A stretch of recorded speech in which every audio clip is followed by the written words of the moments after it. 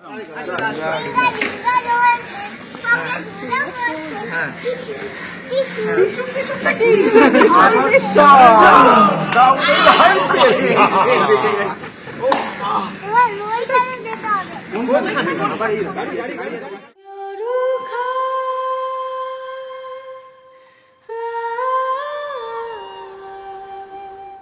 And welcome back to another episode of the hungry lens. আমাদের আজকে এই এপিসোডে দেখতে পাচ্ছেন কারা কারা রয়েছে।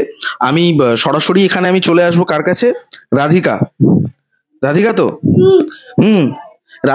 রাধিকা কিন্তু খুব একজন সিরিয়াস একজন পার্সন, ঠিক আছে? ও খুব একটা মানে মজা করো রাধিকা, তুমি মজা করো, কিরকম মজা করো একটু বলবে? কিরকম ভাবে মজা করো? হ্যাঁ হ্যাঁ হ্যাঁ হ্যাঁ ওইগুলো করো। আচ্ছা, আমি কেন মানে সরাসরি ওর কাছে গেলাম তার একটাই কারণটা হচ্ছে যে এই যে টিমটা রয়েছে, আমি এই মানুষটা, আমি সবার আগে বলতে চাই আমাদের যারা ভিউয়ার্স রয়েছে, এই মানুষটাকে আমি মানে আমার জীবনের প্রথমে যখন আমি থিয়েটার করা শুরু করেছি তখন পেয়েছিলাম। আমি বিশ্বরূপ দা বলে বলি এই মানুষটিকে, বিশ্বরূপ বিশ্বাস, এবং তার পরিচালনায় ছবিটি আসছে গৌরী বলে, এবং তার টিমের সকল অভিনেতারা রয়েছে এখানে। নীল রয়েছে এখানে, রাধিকা রয়েছে। আর এবং আমি আজকে রাধিকার সাথে, বিশ্বরূপদা তুমি মাইন্ড করবে না তোর সাথে কথা বললে? তুমি মাইন্ড করবে না তোর সাথে কথা বলে? আমি কিন্তু ওর সাথেই কথা বলবো, ঠিক আছে? আচ্ছা রাধিকা, তুমি আমাকে একটা কথা বলো, এই যে আজকে আমরা কেন বসেছি জানো তুমি? কেন বসেছি বলো তো একটু? শুটিং করার জন্য। আচ্ছা আচ্ছা আচ্ছা, তোমরা কি এর আগে শুটিং করেছো? তুমি এর আগে শুটিং হয়েছে? কার সাথে করেছিলে? কার সাথে করেছিলে শুটিং? ইনি ছিলেন উনি ছিলেন, সবাই ছিল না শুটিং এ? আচ্ছা, আমরা কিন্তু আজকে সেই শুটিং নিয়েই কথা বলবো, ঠিক আছে? তো আমি বিশ্বরূপদা তোমার কাছে আগে আসি, সেটা হচ্ছে যে এই ছবিটা নিয়ে তুমি আগে বলো না, মানে আমি পরে ওর সাথে অভিজ্ঞতায় আসবো, আগে তুমি ছবিটা নিয়ে আমাদের দর্শককে কিছু বলো। ছবিটার নাম গৌরী, এবং গৌরী যে চরিত্রটি সেটি রিয়েল লাইফে আছে, আমাদের বাড়িতেই আছেন। আমাদের বাড়িতে আমাদের সমস্ত কাজকর্মে অ্যাসিস্ট করেন, আমাদের বাড়িতে থাকেন। সেই গৌরী ছোটবেলা থেকে আমার ছেলেকে মানুষ করেছে, প্রায় আজকে 12-14 বছর আমাদের বাড়িতে রয়েছে, ঠিক আছে? তা অথচ তার নিজের গ্রামের বাড়িতে তার 4টি বাচ্চা। আচ্ছা, অথচ 12 বছর ধরে সে আমার বাচ্চাকে নিজের সন্তানের মতো মানুষ করেছে। তো এই যে ধারণাটা প্রথম জন্মায় এখান থেকে তাকে দেখে, ঠিক আছে, যে এই সাবজেক্টটাকে নিয়ে একটা যদি কিছু ভাবা যায়, তারপর ব্যাপারটাকে যতটা ইনোসেন্টলি ভাবা যায়, একটা ফ্যান্টাসি ওয়ার্ল্ড, একটা অন্য ধরনের একটা ড্রিম ওয়ার্ল্ড, এরকম ভাবে যদি একটু বাচ্চাদের মতো করে ভাবা যায় ব্যাপারটাকে, সেইভাবে গল্পটাকে ভাবা।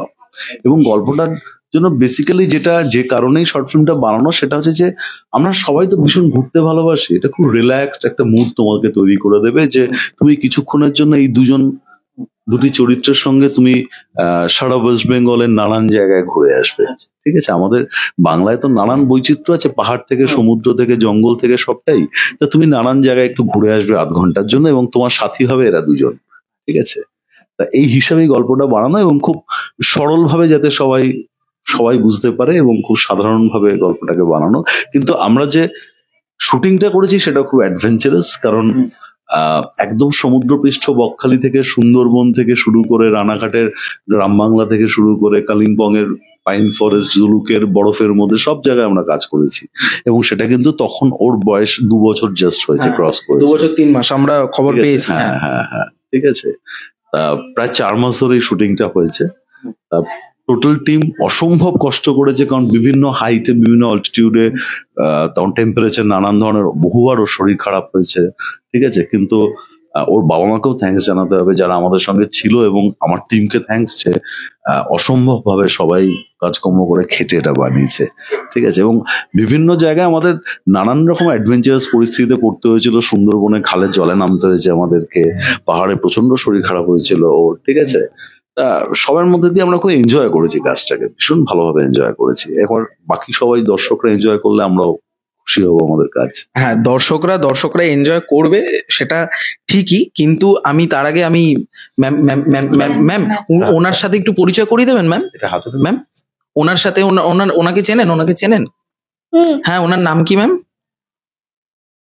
নীল। হ্যাঁ তুমি কি নামে ডাকো আমাকে? হ্যাঁ তুমি কি নামে ডাকো? আমি নামে ডাকি হ্যাঁ। লালু মিমি। ইয়েলো মেবি, ইয়েলো মিমি। আচ্ছা ফিল্মে ওনার ইয়েলো কস্টিউম ছিল। আচ্ছা আচ্ছা আচ্ছা, সেই কারণে তো আমি তাহলে ইয়েলো মিমিকে কিছু প্রশ্ন করি ম্যাম? হ্যাঁ ইয়েলো মেমের আসল নাম কি? আসল নাম নীল। নীল। আচ্ছা আচ্ছা, তো আমি নীলকে আমি জাস্ট জিজ্ঞেস করবো যে হ্যাঁ, তাহলে তুমি background ধরো। হ্যাঁ না, আমি ধরো ধরছি, তুমি হ্যাঁ। কষ্ট করো না, ছোট ছোট হাত। হ্যাঁ আমি তো আমার কষ্ট করতে হবে না।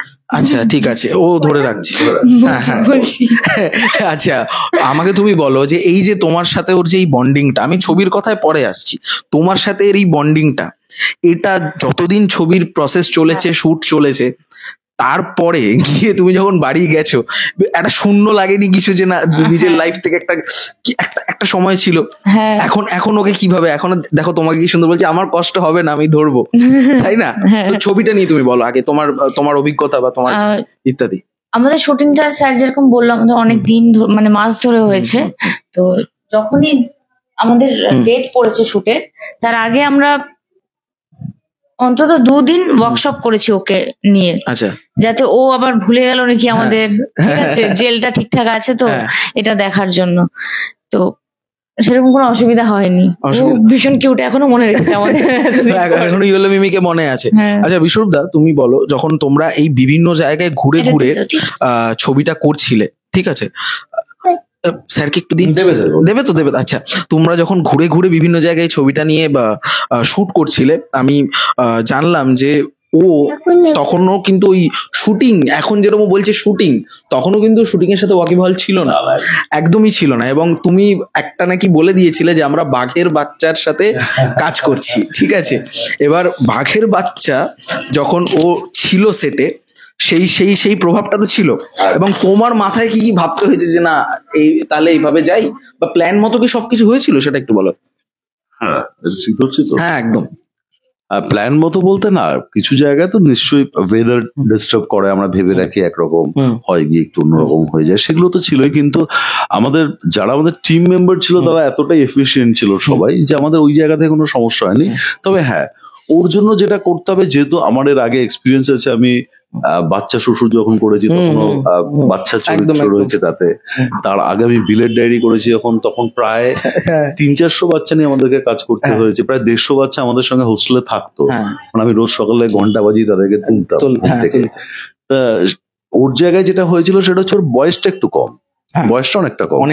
ওর বাবা মা তো ভীষণ ভাবে হেল্প করেছে সে জায়গা থেকে, আর সবচেয়ে বড় কথা ও হেল্প করেছে। আমি কেন অন্যদের কথা বলবো, ও যেভাবে, মানে হয়তো ধরো ওর হাফ অ্যান আওয়ারের জন্য ওর মুড আসবে যখন ও মনে করবে যে আমি এবার ছবি তুলবো বা শর্ট দেবো, ওই আধ ঘন্টার মধ্যে যা দিয়ে দেবে তোমার সারা ফিল্মের জন্য কাজে লেগে যাবে সেটা, ঠিক আছে। তারপরে আবার ওর মুড হবে না, এবার ওকে একটু ঘুমোতে দিতে হবে, রিল্যাক্স করতে দিতে হবে, তখন তোমাকে গালে হাত দিয়ে বসে থাকতে হবে বা অন্য শর্ট নিতে হবে, আবার ওয়েট করে থাকতে হবে কখন ওর ঘুম ভাঙবে, ও আবার ফ্রেশ হবে, এবং ও তখন আবার রেডি আছে শর্ট দেওয়ার জন্য। কিন্তু যখন শর্টটা দেবে তখন ব্রিলিয়েন্ট দেবে। ওই বলি না আমরা, যে জঙ্গলে একটা বাঘের যদি আমরা একটা শট নিতে পারি তাহলে কত ভ্যালুয়েবল হয় শটটা, সেটা হচ্ছে একটা শট নিলে পরে সেরকম ভ্যালুয়েবল। আচ্ছা, তুমি যখন ওর সাথে কাজটা করছিলে, তুমি বললে যে কোনো পার্টিকুলার ব্রিফ ছিল না, বিভিন্ন অ্যাঙ্গেল থেকে যারা সিনেমাটোগ্রাফার ছিল তারা সেইভাবে উপস্থিত ছিল যে একটা শট নেওয়া হবে বা কিছু করা হবে। তো সেক্ষেত্রে ওই মোমেন্টে তোমার মাথায় কি কিছু এরকম প্রেশার তো অবশ্য একটা ছিলই, যে বিভিন্ন জায়গায় ঘুরে ঘুরে, আবার ম্যাডামের, আমি তো ম্যাডাম বলেই ডাকছি ওকে, তো ম্যাডামের আরেকবার প্রশ্নটা ফার্স্ট থেকে করবেন। আপনি প্রশ্নটা করার সময় কান চুলকাচ্ছিলেন, একবার প্রশ্নটা করুন একটু শুনি, ঠিক আছে? হ্যাঁ, দিস ইজ বিশ্বরূপদা ফর ইউ। না আমরা সব ক্যান্ডিড রাখি। আচ্ছা ঠিক আছে, তো আমার প্রশ্নটা হচ্ছে যে, সরি চল আরে মজার, আমার মাথায় মজা। আমরা একসাথে বলে দিই, আমরা একসাথে নাটক করতাম, ঠিক আছে, এবং আমরা ভবিষ্যতেও করবো। সেখানে আমাদের যে গানটা ছিল সেটা হচ্ছে মজারে মজা, আমরা একসাথে নাচতাম স্টেজের উপরে, একদম। আচ্ছা, এবার ফিরে আসি এই ছবিতে। তো ছবির ক্ষেত্রে তুমি যখন ওর সাথে কাজটা করছিলে এবং বিভিন্নভাবে সিনেমাটোগ্রাফাররা সেখানে উপস্থিত ছিল যে এই শটটা নেবো, তো যেটা হয় কি, যখন কোনো ব্রিফ থাকে না পার্টিকুলার, তখন তো একটা পরিচালককে একদম ঠান্ডা মাথায় সেই পরিস্থিতিটাকে বজায় রাখতে হয়, যে না যেটা সবাই মিলে এই কাজটাকে এরকম এরকম ভাবে করে? তো তোমার কাছে সেরকম কি ছিল আইডিয়া, বা কিরকম কি ছিল? আর যেখানে তোমার যারা কাজ করছে তারা প্রত্যেকেই তোমার খুব কাছের, সবাই আমার টিমের বক্স, সবাই তোমার টিমের, তো সেই আন্ডারস্ট্যান্ডিংটা তো সেই আন্ডারস্ট্যান্ডিংটা ছিল। এবং সব থেকে বড় কথা হচ্ছে যে একমাত্র আনসার্টিন যদি কিছু আমাদের অনিশ্চয়তার মধ্যে ছিল, সেটা হচ্ছে যে আমার মূল নায়িকা আমাদের রাধিকা কি এক্সপ্রেশন দেবে, কিন্তু সেখানটা আমাদের কিছু, কারণ আমি তো গল্পটা যেভাবে বলবো সেটা মাথায় করা ছিল, রাধিকার কাছ থেকে কি এক্সপ্রেশনটা পাবো সেটা আমাদের কাছে আনএক্সপেক্টেড ছিল। বাট সত্যি কথাই আমাদের এক্সপেকটেশনের ঊর্ধ্বে গিয়ে ওর এক্সপ্রেশন দিয়েছে, কারণ এই ফিল্মটা সাইলেন্ট ফিল্ম, ঠিক আছে, তার মানে পুরোটাই ওকে ওর ফেশিয়াল এবং ফিজিক্যাল এক্সপ্রেশনের মাধ্যমে বোঝাতে হয়েছে পুরোটাই। ওনার নীল না হয় ট্যালেন্টেড আর্টিস্ট, ঠিক আছে, ও না হয় কাজ করে দেবে, কিন্তু রাধিকা তো একদম ছোট না। এইটা নিয়ে ফার্স্ট আমাদের একটু টেনশন ছিল, কিন্তু একটা ফার্স্ট হাফে শুটটা হয়ে যাওয়ার পর, আমাদের যে ফার্স্ট পিরিয়ডের শুটটা ছিল পাহাড়ে, ওটা হয়ে যাওয়ার পর আমি কনফিডেন্ট ছিলাম যে না, ও যা দেবে ও সেটা একদম মানে ওর কাছ থেকে আমরা যা পাবো সেটা সেটা ব্রিলিয়ান্ট। আচ্ছা, এই ছবিটা কোথায় এবং কিভাবে দর্শকরা দেখতে পাবে? এটা হচ্ছে আগামী 10ই ফেব্রুয়ারি শনিবার দিনকে নন্দন 3-তে 3টে শো হচ্ছে। সেখানে আমরা কিছু আমাদের মানে আমন্ত্রণ করে কিছু মানুষকে দেখেছি, কারণ ওখানে তো খুব মানে সিলেক্টেড কিছু সিটস আছে, এত তো নেই ওখানে। আর তারপরেতে আমরা কোনো না কোনো প্ল্যাটফর্মে এটাকে আপলোড করব, ডিজিটাল প্ল্যাটফর্মে, সেখানে সবাই যাতে দেখতে পায়, ঠিক আছে। আশা করি সবার দেখে ভালো লাগবে। অলরেডি আমাদের প্রায় 10খানা ফেস্টিভ্যালে সিলেক্ট হচ্ছে, কিছু প্রাইজ উইন করেছে, এবং আশা রাখছি যে সবার এটা ভালো লাগবে ফিল্মটা। আচ্ছা, এবার তুমি তো এত কিছু বললে, এবার আমাদের হিরোইনকে একটু বলো, বলতে যে সবাই যেন ছবিটা দেখে। তুমি বলে দাও তো। আপনি একটু বলবেন ম্যাডাম যে সবাই যাতে আসে নন্দনেতে দেখার জন্য। আপনি হিরোইন, আচ্ছা হিরোইন, আপনি কি বলবেন যে সবাই যাতে নন্দনে আসে একটু আমাদের ফিল্মটা দেখার জন্য, সবাই দেখবে, আমাকে একটু বলো। সবাই আসো, এসে দেখো, এসে দেখো আমরা কেমন কাজ করেছি, আমরা কেমন কাজ করেছি। হা হা হা। হা হা হা। অপূর্ব অপূর্ব।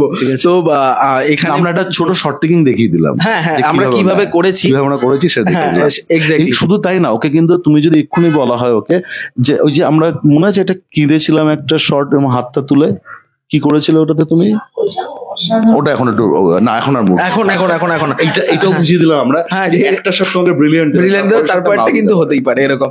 তো এরকমই মজা এবং আনন্দের সাথে সাথে আমাদের ও নিজেই স্বঘোষিত হিরোইন বলে দিয়েছে, দাঁড়াও টাটা করছো, দাঁড়াও কি করছে, তাড়াতাড়ি তাড়াহুড়ো করছে।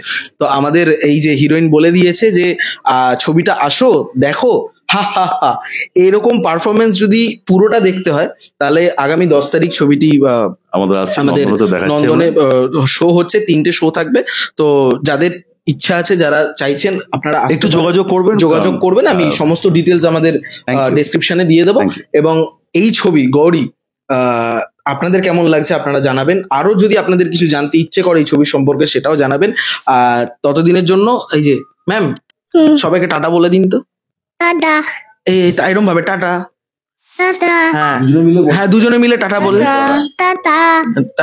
আচ্ছা, আর ভিডিওটা কেমন লাগলো সেটা জানাও, চ্যানেলটাকে সাবস্ক্রাইব করো। আর ততদিন পর দেখা হচ্ছে, ততদিনের জন্য সবাইকে টাটা। Tata, বিশ্বদা tata.